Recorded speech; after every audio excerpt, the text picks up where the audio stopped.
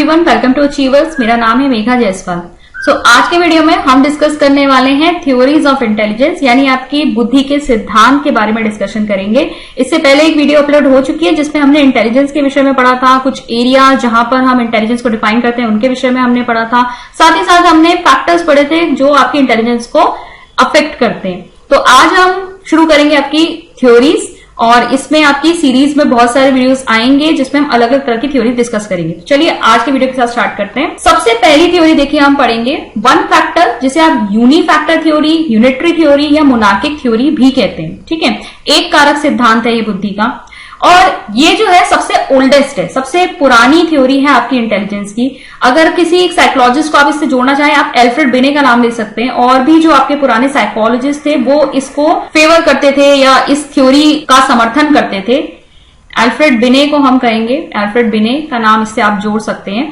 तो इस थ्योरी के अकॉर्डिंग यहां पर एक सिंगल कैपेसिटी होती है, यानी एक जनरल इंटेलिजेंस, एक सामान्य बुद्धि होती है जो आपकी हर एक्टिविटी में जाती है। मतलब किसी भी इंडिविजुअल के अंदर एक जनरल इंटेलिजेंस होगी, ठीक है, एक सामान्य बुद्धि जिसके द्वारा वो हर एक्टिविटी करता है। तो इसके अकॉर्डिंग तो ये हो गया कि अगर कोई बुद्धिमान है, किसी के अंदर इंटेलिजेंस है, तो वो हमें हर एक्टिविटी में नजर आएगा, हर चीज में उसकी वो बुद्धिमत्ता हमें नजर आएगी। लेकिन ऐसा होता नहीं है। आप क्लासरूम में भी देखेंगे तो कई बार जो इंटेलिजेंट स्टूडेंट्स होते हैं वो कुछ सब्जेक्ट्स में अच्छा करते हैं, लेकिन कभी कभी ऐसा भी होता है कुछ सब्जेक्ट्स में वो वीक भी होते हैं। जैसे मान लीजिए कोई इंग्लिश में अच्छा है, हिंदी में अच्छा है, साइंस में अच्छा है, लेकिन वो मैथ्स में अच्छा नहीं कर रहा है। तो अगर वो जनरल इंटेलिजेंस उसके अंदर है तो उसे हर सब्जेक्ट में इक्वली अच्छा करना चाहिए, लेकिन ऐसा नहीं होता। तो कॉमन ऑब्जर्वेशन ये है कि जो इंडिविजुअल्स हैं उनके अंदर अलग अलग तरह की एबिलिटीज होती हैं अलग अलग एक्टिविटीज के लिए। तो इसलिए आज मॉडर्न डे साइकोलॉजिस्ट इस थ्योरी को नहीं मानते। ठीक है, तो ये थ्योरी आज के समय में रेलेवेंट नहीं है। आगे बढ़ेंगे और बात करेंगे स्पीयरमैन की टू फैक्टर थ्योरी के बारे में। किसने दी थी? चार्ल्स स्पीयरमैन ने दी थी 1904 में टू फैक्टर थ्योरी, यानी बुद्धि का द्विकारक सिद्धांत। तो चार्ल्स स्पीयरमैन के अकॉर्डिंग किसी भी व्यक्ति की जो इंटेलेक्चुअल एबिलिटीज होती है, यानी उसकी बुद्धिमत्ता की जो क्षमताएं हैं, वो दो तरह के कारकों से मिलकर बनी, यानी दो फैक्टर्स होते हैं उसमें। एक होती है जनरल एबिलिटी, जिसे आप कॉमन एबिलिटी कह सकते हैं, ठीक है, जी फैक्टर कहा उन्होंने इसे।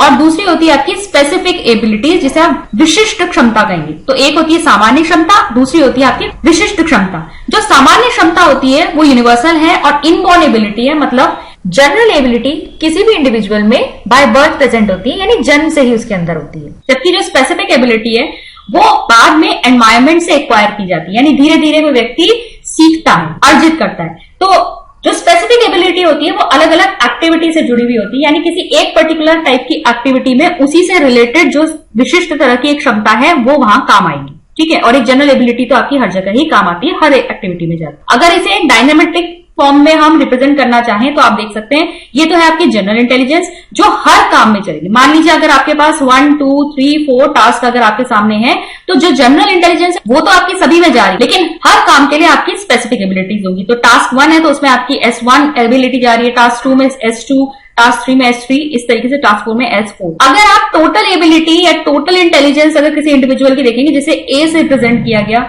तो ए इज इक्वल टू क्या हो गया? एक तो होगी सामान्य क्षमता प्लस जितनी भी उसकी स्पेसिफिक एबिलिटीज है, यानी G plus S1 plus S2 plus S3 plus S4, और जितनी भी आगे हो सकती है आपकी स्पेसिफिक एबिलिटीज। ठीक है, तो G यहां पर क्या है आपकी general ability, S1 S2 S3 4 क्या है आपकी स्पेसिफिक एबिलिटीज। और टोटल इंटेलिजेंस को कैसे प्रेजेंट करेंगे? इस फॉर्मूले से।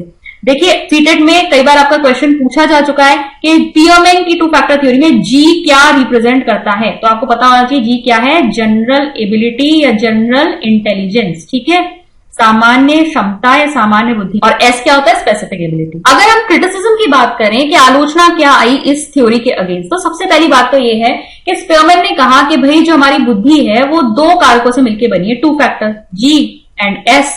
ठीक है, लेकिन जब हम इस इक्वेशन को देख रहे हैं तो इस इक्वेशन में जो टोटल इंटेलिजेंस निकाल रहे हैं उस पर तो आपके बहुत सारे कारक आ जा रहे हैं। जनरल इंटेलिजेंस तो है ही, और बहुत सारी स्पेसिफिक एबिलिटीज भी यहाँ पे आ रही हैं, तो सिर्फ दो ही फैक्टर्स थोड़ा नजर आते हैं, यहाँ पे तो बहुत सारे फैक्टर्स हमको नजर आ रहे हैं। दूसरी चीज जो क्रिटिसिज्म यहाँ पर आता है कि स्पीयरमैन के अकॉर्डिंग जो ये हमारी स्पेसिफिक एबिलिटीज है, जैसे कि यहाँ पर हम कह रहे हैं ना S1 S2 S3 S4 जिनकी बात कर रहे हैं, ये एक दूसरे से बिल्कुल इंडिपेंडेंट है, स्वतंत्र है। मतलब S1 का S2 से बिल्कुल कुछ लेना देना नहीं है। ठीक है, फिर S2 का S3 से कोई लेना देना नहीं, ये बिल्कुल अलग तरह की स्पेसिफिक एबिलिटी है, S2 अपनी अलग तरह की स्पेसिफिक एबिलिटी है। लेकिन ऐसा नहीं होता। हमने देखा है आम जीवन में कि आपके दो या दो से अलग तरह के जो कार्य हैं उनमें कुछ कॉमन या सिमिलैरिटीज हो सकती हैं, जिसकी वजह से जो ये आपकी स्पेसिफिक एबिलिटीज हैं इनमें भी हमें ओवरलैपिंग देखने को मिलती है। ठीक है, जैसे एज फॉर एग्जाम्पल यहाँ पे लिया हुआ है कि अगर हम बात करें जनरल फैक्टर की, जो कि आपके एक प्रोफेशन में जा रहे हैं, लेकिन उस प्रोफेशन में अलग अलग तरीके के अगर लोग हैं, तो इसका मतलब ये थोड़ी कि उनके अंदर कुछ भी कॉमन नहीं होगा। ठीक है, सब में सिर्फ स्पेसिफिक एबिलिटी ही होंगी। हम जानते हैं नर्सेस, कंपाउंडर्स, डॉक्टर्स, ये सब मेडिकल फील्ड से जुड़े हुए हैं, इनमें कुछ कॉमन फैक्टर्स भी तो होंगे। ठीक है, जो इन सभी के स्पेसिफिक एबिलिटीज को में ओवरलैपिंग के रूप में हमें दिखाई देंगे। ठीक है, तो कॉमन फैक्टर्स भी होते हैं। ये जो स्पेसिफिक एबिलिटीज है एक दूसरे से कंप्लीटली इंडिपेंडेंट नहीं होती, ये भी एक क्रिटिसिज्म के रूप में निकल के आया था। अब बात करेंगे आपकी थर्ड थ्योरी की, जो है आपकी थॉर्नडाइक की मल्टी फैक्टर थ्योरी, जिसे हम एनार्किक थ्योरी भी कहते हैं। अब देखिए थॉर्नडाइक का क्या कहना था। थॉर्नडाइक का ये कहना था कि जनरल एबिलिटी नाम की कोई चीज नहीं होती। ठीक है, सामान्य क्षमता जैसी कोई चीज नहीं है। जो भी आपकी मेंटल एक्टिविटीज होती हैं या मेंटल ऑपरेशंस होते हैं, उसमें कुछ सेट ऑफ एबिलिटीज जाता है। ठीक है, आपकी कुछ एबिलिटीज, कुछ क्षमताओं का एक ग्रुप या एक सेट है जो उस एक पर्टिकुलर एक्टिविटी या एक पर्टिकुलर मेंटल ऑपरेशन में जाएगा। यानी सामान्य क्षमता ऐसा कुछ नहीं है, सिर्फ कुछ सेट ऑफ एबिलिटीज होता है। अब देखिए इसके अलावा थॉर्नडाइक ने जो बुद्धि होती है उसके 4 एट्रीब्यूट्स बताए, 4 एलिमेंट्स कह लीजिए। सबसे पहला होता है लेवल। ठीक है, लेवल का मतलब क्या है? Refers to level of difficulty of a task that can be solve. मतलब आपके जो टास्क या आपके सामने जो कार्य है उसकी डिफिकल्टी कितनी है, इजी है, सिंपल है, टफ है, ठीक है, एवरेज है, वो बताता है आपका लेवल। फिर होता है आपका रेंज। एक ही डिफिकल्टी लेवल के आपके कितने टास्क हो सकते हैं। ठीक है, मान लीजिए मैंने एक इजी लिया, ठीक है, एक मैं एवरेज लिख लेती हूं यहां पर और एक मैं लिख लेती हूं डिफिकल्ट। ठीक है, ये मैंने टास्क को कैटेगराइज कर दिया। अब ये तो हो गए लेवल आपके कि इजी टू डिफिकल्ट जा रहा है। फिर इजी में भी आपके बहुत तरह के टास्क हो सकते हैं, तो ये कहलाएगी आपकी रेंज। कितने तरह के टास्क आपके इजी कैटेगरी में आएंगे, कितने तरह के टास्क आपके जो है एवरेज में आएंगे, कितने तरह के आपके डिफिकल्ट लेवल में आएंगे। ठीक है, तो ये रेंज कहलाती है। फिर होता है area, total number of situations at each level to which individual is able to respond. तो एरिया मतलब, अब देखिए ये जितने भी टास्क की हम बात करें, मान लीजिए एवरेज में मैं बहुत सारे टास्क की बात कर रही हूँ, ये अलग अलग क्षेत्रों में आपके अलग अलग तरह के टास्क है जो एवरेज लेवल के हैं। ठीक है, एवरेज डिफिकल्टी लेवल के, लेकिन इनमें अलग अलग जो एरियाज है सबके ऊपर ऐसा नहीं है कि इंडिविजुअली इक्वली रिस्पॉन्ड कर सकता है। कभी कभी ऐसा होता है कि हमारे अंदर कैपेबिलिटी तो होती है उस काम को करने की, लेकिन आप उस पर्टिकुलर एरिया में उसको नहीं कर पाते। ठीक है, आप एक सिंपल एग्जांपल भी ले सकते हैं, जैसे कि मान लीजिए एक स्टूडेंट है और वो पढ़ाई में अच्छा है, लेकिन उसको वाइवा वगैरह से काफी डर लगता है। ठीक है, क्योंकि वो ओरली उतना आंसर नहीं कर पाता, उतना तुरंत से रिस्पॉन्ड नहीं कर पाता। उसे चीजें समझ में आ गई, कॉन्सेप्ट्स भी अच्छे हैं, जब वो एग्जाम देता है, एग्जाम रिटन एग्जाम से उसमें अच्छा परफॉर्म करता है, लेकिन वाइवा के टाइम पे उसे शायद कुछ डर लगता है। ठीक है, वो उस समय उतना अच्छा रिस्पॉन्स नहीं दे पाता। तो है तो आपके एजुकेशन फील्ड की बात हो रही है, लेकिन उस पर्टिकुलर एरिया जहां वाइवा के रूप में उसको काम करना है वहां पर वो काम नहीं कर पा रहा है। ठीक है, नॉलेज उसे है, लेकिन उस समय वो उतना प्रोड्यूस नहीं कर पा रहा जितना कि उसे करना चाहिए, उतना रिस्पॉन्स नहीं दे पा रहा। तो यहां पर एरिया क्या होता है? टोटल नंबर ऑफ सिचुएशन, ऐसी कौन कौन सी परिस्थितियां हैं जिनमें उस लेवल के टास्क को एक इंडिविजुअल परफॉर्म कर सकता है। फिर है स्पीड। लास्ट आपका तत्व क्या आता है? स्पीड। कितनी रैपिडिटी से, कितने फास्ट एक इंडिविजुअल किसी टास्क के लिए रिस्पॉन्ड कर सकता है। ठीक है, मान लो मेरे सामने कोई टास्क आया, कितनी आसानी से, कितनी जल्दी मैं उस काम को कर सकती हूँ। भाई अगर मैं इंटेलिजेंट हूं तो क्विकली मुझे उसका सोल्यूशन समझ में आ जाएगा, मैं फटाफट उस काम को करूंगी। मेरी इंटेलिजेंस थोड़ी सी कम होगी तो मैं उसको अभी समझने में टाइम लूंगी, पहले मुझे वो चीजें समझने में, उसके एलिमेंट्स को समझने में टाइम लगेगा, इसके बाद जाकर मैं उस टास्क का कोई आंसर निकाल पाऊंगी, सोल्यूशन निकाल पाऊंगी। तो स्पीड होती है आपकी रैपिडिटी, जिसके साथ एक इंडिविजुअल रिस्पॉन्ड करता है। फिर देखिए थॉर्नडाइक का ये मानना था कि जनरल एबिलिटी जैसी कोई चीज नहीं है, सिर्फ सेट ऑफ एबिलिटीज होता है जो भी किसी भी परफॉर्मेंस या किसी भी टास्क में जाएगा, फिर किसी भी मेंटल ऑपरेशन या एक्टिविटी में जाएगा।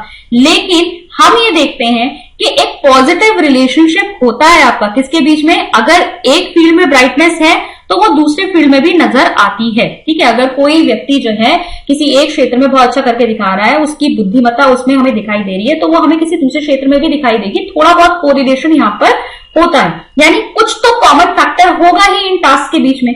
ठीक है, इसका मतलब यहाँ पर जो जनरल एबिलिटी का कॉन्सेप्ट है उसको टोटली नकारा नहीं जा सकता। कहीं ना कहीं थोड़ी बहुत जनरल एबिलिटी जो है वो आपकी हर टास्क में जाती ही है। ठीक है, एक कॉमन थिंग जो है वो तो आपकी हर टास्क में लगेगी ही। तो यहां पर हम ये नहीं कह सकते कि जनरल एबिलिटी नाम की कोई चीज यहां पर है ही नहीं। अगर आप ध्यान देंगे तो आपकी जो मोनार्किक थ्योरी है और जो आपकी थॉर्नडाइक की मल्टी फैक्टर थ्योरी है, बिल्कुल दो एक्सट्रीम्स पे। जो आपकी मोनार्किक थ्योरी है, यूनिफैक्टर थ्योरी है, वो ये कह रही है कि सिर्फ एक जनरल एबिलिटी होती है जो हर क्लास में जाती है, जबकि थॉर्नडाइक की जो मल्टी फैक्टर थ्योरी है वो बिल्कुल ही इसको नकार रही है कि जनरल एबिलिटी नाम की कोई चीज होती ही नहीं, सिर्फ सेट ऑफ एबिलिटीज होता है।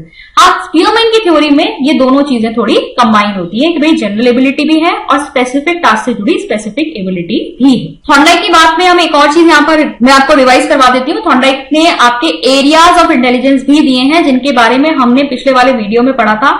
थॉर्नडाइक ने आपके 3 एरियाज ऑफ इंटेलिजेंस क्या बताए थे? 3 तरह की इन्होंने बुद्धि बताई थी। एक बताई थी इन्होंने कॉन्क्रीट इंटेलिजेंस, ठीक है, क्या है आपकी मूर्त बुद्धि। दूसरी इन्होंने बताई थी एब्स्ट्रैक्ट इंटेलिजेंस, ठीक है, अमूर्त बुद्धि। और तीसरी इन्होंने बताई थी सोशल इंटेलिजेंस, ठीक है, सामाजिक बुद्धि। कॉन्क्रीट मतलब जब हम जो आपके सामने जो कॉन्क्रीट चीजें हैं, मशीन्स वगैरह से डायरेक्ट जब आप कनेक्ट कर रहे हो, जब आप उनके साथ डील कर रहे हो, तो ये हो गया कॉन्क्रीट। एब्स्ट्रैक्ट मतलब जब आप दिमाग में चीजों को सोच रहे हो। और सोशल हो गया सामाजिक, जब आप सोशल रिलेशंस की बात कर रहे हो, जब अपने आसपास आपकी जो रिलेशनशिप्स हैं उनको आप इंटेलिजेंटली मैनेज करने की बात कर रहे हो, तो वो हो जाएगा आपका सोशल इंटेलिजेंस। तो ये थी आपकी जो फैक्टर्स के ऊपर बेस्ड थ्योरी है, ठीक है। हाँ, हमने यूनिफैक्टर, 2 फैक्टर और मल्टी फैक्टर थ्योरी की बात की। अगले वीडियो में हम नेक्स्ट थ्योरी डिस्कस करेंगे इंटेलिजेंस की। आई होप आज का वीडियो आपको समझ में आया होगा। अगर आपको वीडियो अच्छा लगा तो प्लीज इसे लाइक कीजिएगा, अपने फ्रेंड्स के साथ शेयर भी कीजिएगा। और अगर चैनल पर पहली बार आए हैं, इस वीडियो को पहली बार देख रहे हैं, तो प्लीज इस चैनल को सब्सक्राइब जरूर कर लीजिए और बेल आइकन को टैप कर लीजिए, जिससे मेरे सभी वीडियोस की नोटिफिकेशन आपको टाइम से मिल सके। बहुत जल्द हम सीटेट का नया कोर्स लाने वाले हैं। अगर आप हमसे जुड़ना चाहते हैं तो आप डिस्क्रिप्शन बॉक्स में नीचे देख सकते हैं, अचीवर्स ऐप का लिंक आपको मिल जाएगा, जहां पर आपको और भी ज्यादा मटेरियल मिल सकता है पढ़ने के लिए और आपकी सीटेट की तैयारी के लिए। मैं मिलती हूं आपसे नेक्स्ट वीडियो में। Thank you.